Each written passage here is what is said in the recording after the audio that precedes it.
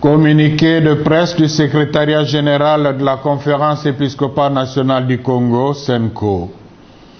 Rappel de la SENCO aux honorables députés et sénateurs de la RD Congo.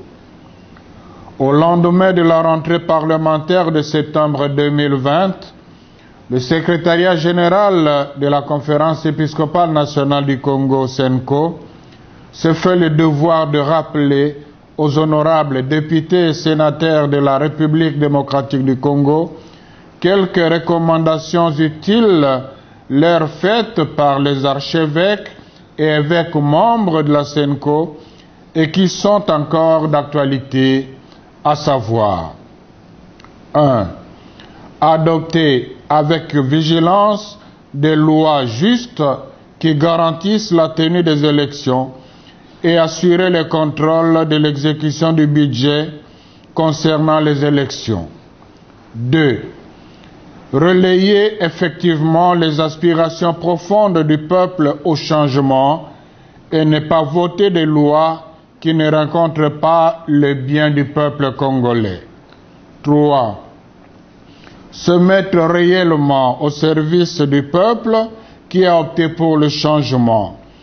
Gérer utilement le temps pour voter des lois qui promeuvent la démocratie plutôt que des intérêts partisans. Dans cette perspective, la révision de la loi électorale en vue de la dépolitisation de la CENI s'avère plus que nécessaire. 4. Veiller à ce que la majorité au Parlement n'abuse pas de sa supériorité numérique pour faire voter des lois peu favorables au progrès de la démocratie dans notre pays. Dans le même ordre d'idées, les évêques, dans leur déclaration qui sème le vent récolte la tempête de juin 2020, ont rappelé aux élus que la loi de la majorité n'est pas nécessairement synonyme de vérité ou de raison, ni garantie de cohésion sociale.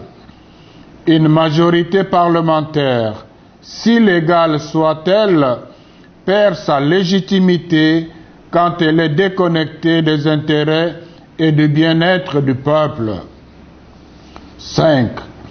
Contrôler sans complaisance les membres du gouvernement et les mandataires d'État et ne pas chercher à modifier et à tailler sur mesure des individus ou des partis politiques les dispositions de la Constitution, particulièrement celles relatives au mode de scrutin. 6. Être sensible aux peines, aux souffrances et aux desiderata de la population.